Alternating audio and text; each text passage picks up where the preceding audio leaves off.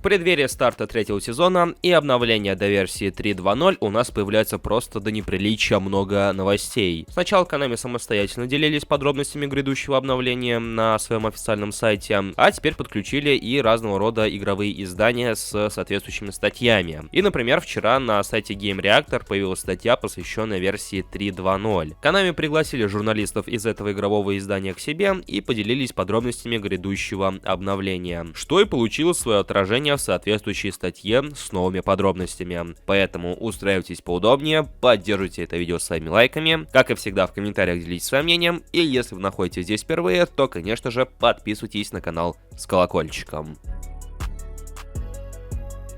Стоит начать с того, что к моменту записи этого ролика соответствующая статья была удалена с сайта Game Reactor, то есть, судя по всему, эмбарго на информацию касаемо предстоящего обновления еще не спало. Или же в рамках статьи рассказали о чем-то таком, что рассказывать не стоило бы, но об этом чуть попозже. Перед тем, как приступить к статье, стоит обратить внимание на официальный сайт игры, поскольку на следующий день после этой самой статьи появилось, по сути, подтверждение от Konami, что именно 7 числа, а именно в предстоящий четверг, мы и увидим обновление до версии 3.2.0. В принципе, все это дело мы обсуждали в предыдущих роликах, и поэтому, по сути, дата релиза не стала для нас откровением. Первое, с чего мы начнем, так это с режима «Моя Лига». Konami не упоминали о нем в своих последних пресс-релизах, и поэтому успели закрасться сомнения, а добавят ли они его в третьем сезоне или же нет. И по сути, статья на Games Reactor подтвердила появление этого режима. Как сообщалось в рамках статьи, этот режим будет представлять из себя прохождение лиги.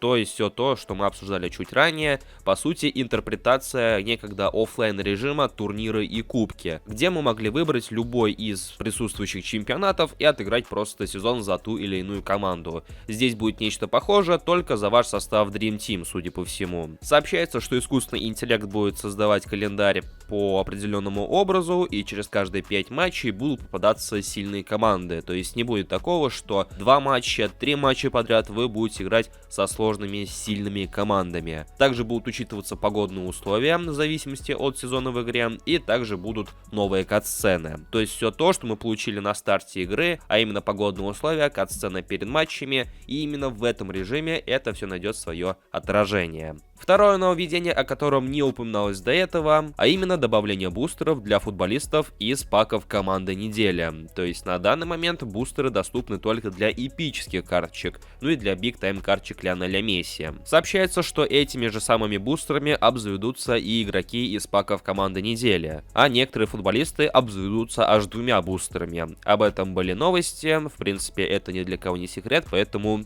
ждем. Еще одно интересное нововведение, которое касается ежедневных бонусов, то есть помимо привычных нам с вами наград за вхождение в игру, сообщается о добавлении какой-то мини-игры, которая будет представлять из себя исполнение пенальти. То есть на протяжении месяца, заходя в игру, вы каждый день будете исполнять пенальти. И чем больше забитых мячей у вас по итогу месяца будет, тем лучше будут награды. Что самое интересное, среди наград фигурирует не только привычная валюта в виде ГПшек, поинтов и прочего, но и, как сообщается, Big Time карточки. Журналистам из Game Reactor показали, что за прохождение месячных пенальти они, например, смогут получить Big Time карточку Рональдиньо. Это, конечно, пример, но в целом суть ясна. То есть, если вы исполните все пенальти в рамках одного месяца, в принципе, сможете обзавестись той или иной бигтаймовской карточкой. Также немножко раскрываются подробности обновления кооперативных матчей, а именно сообщается, что теперь будет случайный подбор игроков на матчи 3 на 3, скажем так, небольшое расширение предыдущего функционала, который раньше был в серии PES,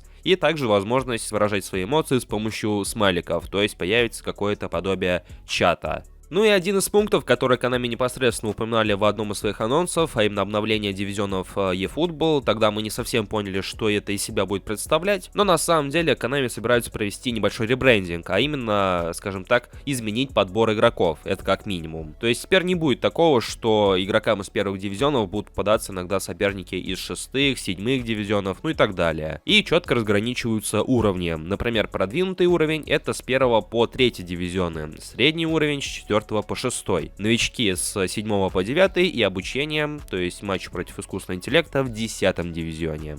В конце статьи задавали достаточно животрепещущий вопрос, который волнует на самом деле очень большое количество игроков, а именно, когда же стоит ожидать Мастер-лигу и режим редактирования. И вот хотите верьте, хотите нет, ответ прозвучал по сути в моем же стиле, то есть в стиле водянистого ответа без какого-либо смысла, то есть, ну, нам по сути намекают, что в ближайшее время всего этого ожидать не стоит. Грубо говоря, довольствуйтесь тем, что у вас есть, и то, что у вас появится уже в ближайшее время. И как бы печально это ни звучало, но в принципе очевидно, что Konami хотят как можно дольше растягивать этот самый момент с релизом этих двух режимов, этих двух функций, скажем так. В принципе, их скорейшее появление я особо не ожидал, но хотя бы рассчитывал на какие-то новости. Но вот они, по сути, новости. В ближайшее время ждать ничего не стоит. Итак, как вы могли догадаться из всего ранее сказанного, обновление 7 числа нас ожидает крайне весомое. Скорее всего, все будет точно так же, как и обычно, то есть нам вывалит контенту на неделю-две, а все оставшееся время в рамках третьего сезона мы просто будем сидеть и скучать. Ну, посмотрим. Остается все меньше и меньше времени, и чтобы ничего не пропустить, обязательно подписывайтесь на этот канал с колокольчиком. Также у нас присутствуют соцсети, в которых все новости появляются немножечко пораньше, поэтому про них тоже не забывайте. У меня же на сегодня все. Всем спасибо за просмотр, всем спасибо за вашу активность, и услышимся уже очень и очень скоро. Всем пока.